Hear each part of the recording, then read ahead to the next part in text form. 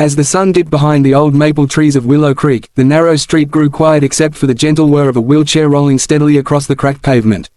Inside it sat Aunt Clara, her silver white hair glowing beneath the evening light, and her small brown dog, Momo, trotting faithfully beside her. She was a woman known for her kindness, always smiling, always offering homemade cookies to neighborhood kids, always leaving flowers at the corner memorial for people she had never met. Life had taken much from her, her mobility, her savings, her family, but it had never taken her warmth. And yet, on that day, as she made her slow way home, she could feel something heavy in the air, something she could not name but felt deep in her bones.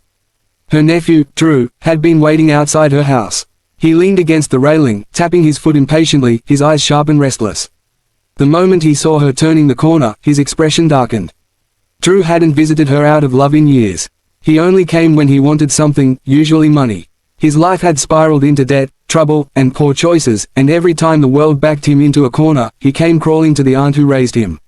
And every time, she forgave him. But tonight, Drew wasn't here to ask. Tonight, he had come to take.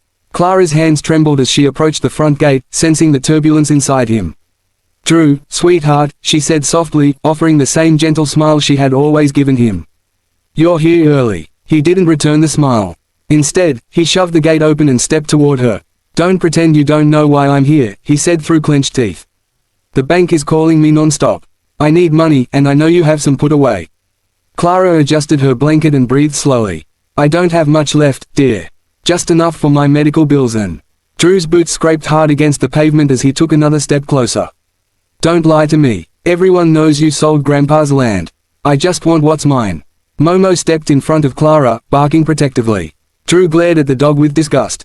"Stop it, Drew," Clara said, her voice cracking. "Please calm down." But he didn't. Instead, he reached for the handles of her wheelchair and yanked them violently. Clara gasped as her body jerked backward. Momo barked louder, baring his tiny teeth. Drew's frustration boiled over, and he kicked at the dog, sending the little creature tumbling across the yard with a painful yelp. "No!" Clara cried out, reaching helplessly toward her fallen companion. But Drew didn't stop. His anger rose like a storm. He shoved the wheelchair, tipping it sideways, sending Clara crashing onto the ground. Her arms struck the pavement, her breath knocked from her lungs. Pain shot through her frail body, and tears stung her eyes, partly from the fall, partly from the heartbreak of the boy she once loved becoming someone she no longer recognized. And then, from across the street, a voice cut through the chaos. "Back away from her." The words were calm. Too calm. They came from a tall man wearing a navy blue hoodie and carrying 2 grocery bags. His posture was steady, his gaze sharp as steel. His name was Ethan Cole, a retired Navy SEAL who had moved to Willow Creek only a month earlier. No one knew much about him, only that he lived alone, kept to himself, and walked with a slight limp. But the quiet strength in his eyes was unmistakable. Drew turned toward him. "Mind your business." Ethan set down his groceries and began walking forward with measured steps. "I said back away." Something in his voice, quiet but commanding, made Drew hesitate. Ethan wasn't threatening him. He wasn't yelling. But there was a certainty in him, a controlled intensity that warned Drew he was dealing with someone very different. Ethan knelt beside Clara, carefully lifting her to a sitting position. "Are you hurt?" he asked gently. I'm all right," she whispered, though her arm throbbed painfully. "My dog." He glanced toward Momo, who lay whimpering near the steps. "We'll take care of him. Right now, you're what matters." Drew took a shaky step backward, suddenly less confident. "This is family stuff," he muttered. Ethan rose slowly. "Family doesn't harm each other. Family protects." He looked directly into Drew's eyes. "Walk away before you do something you can't undo." For a moment, Drew looked ready to attack again, anger trembling in his fists. But something in Ethan's stance, his calm readiness, the silent warning in his gaze, told Drew he was outmatched. With one last frustrated grunt, he stormed away, cursing under his breath. When he was gone, Ethan gently lifted Clara back into her wheelchair. "Let's get you inside." Inside her small living room, he helped her onto the couch, then carefully examined her arm. "You should get this looked at," he said. "It might be fractured." But Clara shook her head. "Please, help Momo first." Ethan knelt beside the trembling dog, running his hand gently along its side. "No broken bones," he murmured. "But he's bruised and scared. I'll take him to the vet just to be safe." Clara's eyes filled with tears, not just from the pain, but from the kindness she wasn't used to receiving. Why did you help me?" Ethan hesitated for a moment before answering. "Because I know what it's like to need someone. And to have no one show up." Clara looked at him with soft understanding. "Life has been hard on you too, hasn't it?" He nodded quietly. Lost my team 2 years ago. Lost myself after that. I thought this town would be a quiet place to disappear. She reached out with her uninjured hand and gently touched his arm.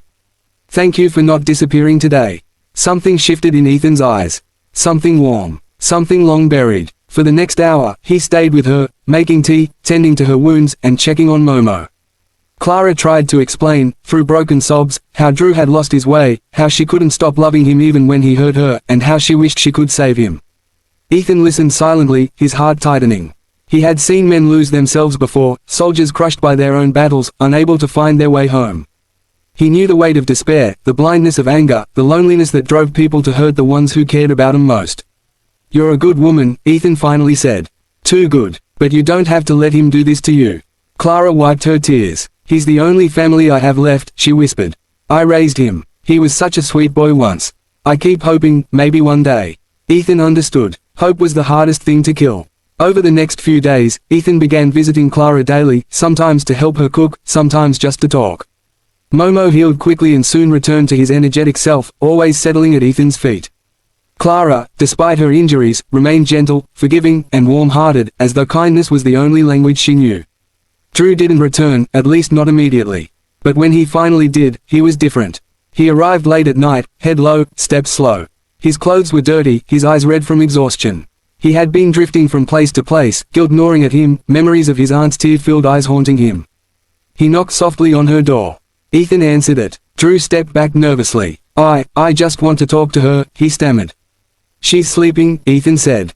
But if you want to talk, you can talk to me. Drew looked away, shame tightening his jaw. I messed up. I know that. I don't even know why I did what I did. I was angry, broke, desperate, and she was the only one who ever helped me.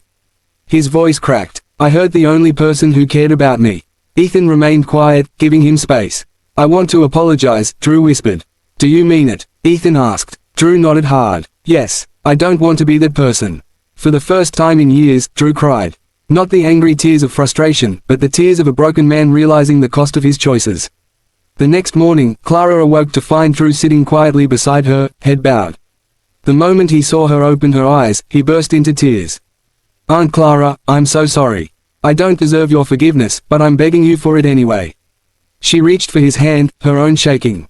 Oh, my boy, you always had a good heart. It just got lost. I want to fix things, he whispered. I want to be better. And Clara, with tears streaming down her wrinkled cheeks, pulled him close. Then let this be our new beginning. From that day on, Ethan watched as the broken pieces of their little family began to repair themselves. Drew got a job at the local hardware store. He visited Clara every day, helping with chores, repairing her porch, cooking dinner. He took Momo on long walks and apologized 1,000 times for causing him pain. Slowly, he transformed, not because someone forced him to, but because someone believed he still could. One evening, Clara, Drew, and Ethan sat on the porch watching the sunset. Clara turned to Ethan and smiled warmly. You didn't just save my life that night, she said. You saved his too. Ethan looked at Drew, who nodded gratefully. I owe you everything, Drew said. You didn't just step in. You stepped up. Ethan's eyes softened. For the first time in years, he felt something inside him shift, something heavy lifting. He had spent so long believing his purpose was gone, that he had nothing left to give. But Clara and Drew had shown him something different, that purpose isn't found in medals or missions. It's found in moments of humanity, moments where one person chooses to help another. Clara squeezed his hand gently. You gave us hope, she whispered. And hope changes everything. As the sky turned gold and the first stars appeared, Ethan realized something profound. Sometimes the greatest battles aren't fought on foreign soil, but in the hearts of people who have forgotten their own worth. And sometimes, the greatest victories come from the smallest acts of compassion. It wasn't the night he saved Clara from her nephew that changed everything. It was the days that followed, the healing, the forgiveness, the rebuilding of trust, that transformed all of them. And in that quiet little porch, under the fading glow of the sunset, 3 people who had once been broken found themselves whole again. Because kindness, once given, never dies.